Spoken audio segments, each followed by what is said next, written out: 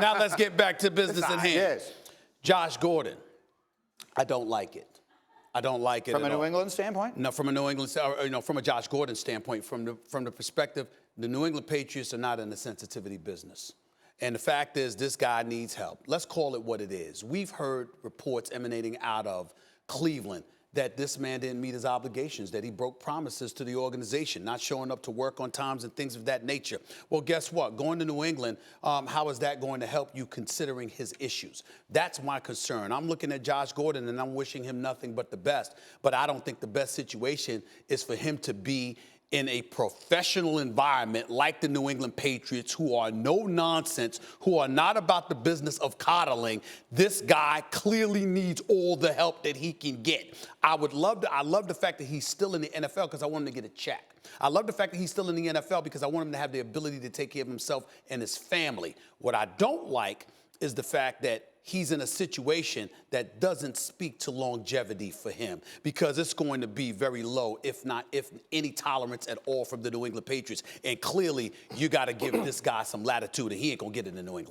I respect where you're coming from, and that's a notable thought. But I disagree, because when you're on the worst franchise in the NFL, arguably, the Cleveland Browns, that have won one game in the last 2 seasons, now you're thrust into the New England Patriots way. I think as a player, it's going to force him to be at his best. He understands that based on what you just said, this could be a last shot type of thing, because from the outside, everybody's going to look at it like they have the best organization, they have the best coach, they have the best quarterback, and you couldn't make it happen there. So for him, I think this is going to be the opportunity for him to fly on the straight and narrow based on the people that he's around. I respect where you're coming from, Jalen, but you know the streets because you're from the streets of Detroit, just like I'm from the streets of New York City. We're not talking about an individual here that has acted up. Like, let's just say, for example, our colleague here, Randy Moss, he had some issues in the past, but it was basically behavioral issues from time to time, whether it be Oakland or New England at the tail end of his career there, whatever the case may be. But when he went there, he knew how to be a professional, and he knew how to be an all-world kind of player. In the case of Josh Gordon, can we just call it what it is? He's an addict.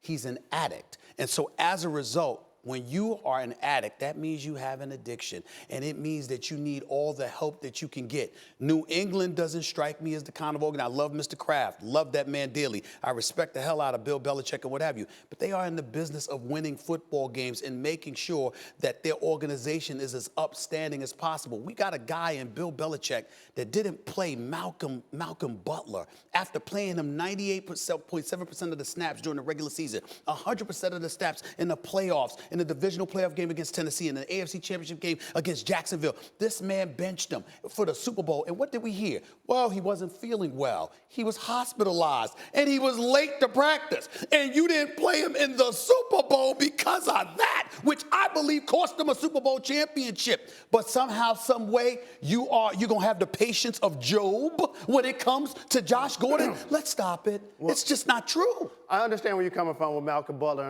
and I like you, didn't appreciate how that was handled. But uniquely for Butler, I think they didn't want to pay him. For Josh Gordon, they control his rights this year, and they control his rights next year, and they need him.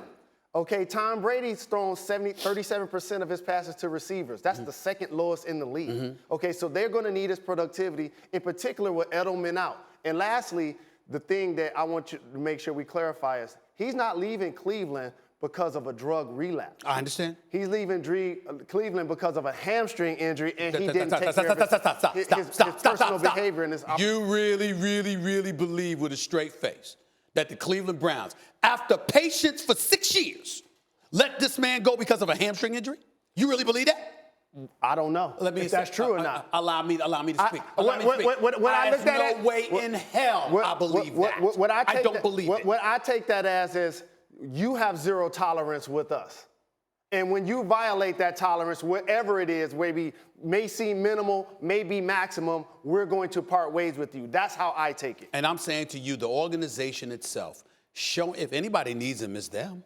Okay, and they've been. They had him the last 4 or 5 years. He didn't help them do anything. Yeah, but he came there the last 5 games of last season. He played the first game this season. Okay, caught a touchdown pass. It was the only reception he caught, but he caught a touchdown pass. You don't sit up there and jump ship off of a hamstring injury, Jalen. You know better than that. And until we hear otherwise, Are you saying anything otherwise? I am trying to say everything. I'm just saying what I believe. Right. It's fairness to you. Right. I'm telling you what I believe. Okay. I don't believe Right. it was because of a hamstring injury. But when you have a guy receiving yards per game, okay, the other guys he's in the category with, Julio Jones, Antonio Brown, Odell Beckham Jr. All of these guys are maximum level players at the position. 4 years ago. When you have that level of talent, they're going to take chances on you, especially the Patriots only haven't given around. That's why I think the pick. distinction you made, Stephen A., is the right one, which is to say I think this is a genius stroke for the Patriots.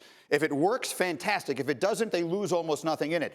I see what you're saying, that the risk in this really is for Gordon, because he goes to a place where their primary concern is not his well-being, and it isn't their responsibility to worry about him. The Browns did. They brought him into the league. He was one of them for a long time. They felt an obligation to take care of him. The Patriots feel no such obligation. Now, I don't know enough about this to know that maybe that's the best thing that could happen for Gordon. If someone says to him, look, if you want to play football, this is the way it's going to be. If you cannot handle these, if he can't make it there, to quote the great Frank Sinatra, maybe he can't make it anywhere. But I guess what I'm saying to both of you is that we have individuals throughout their career that have flowed in the straight and narrow that couldn't hang in New England. Yeah. Couldn't hang in New England. So I'm looking at it from the perspective, this is a guy that has received all the support in the world and still could not hang. So why do I believe that you suddenly going to survive in New England? That's my issue. I think we're underestimating the fact that New England has taken the chance on multiple players that seemed troubled before they actually got there.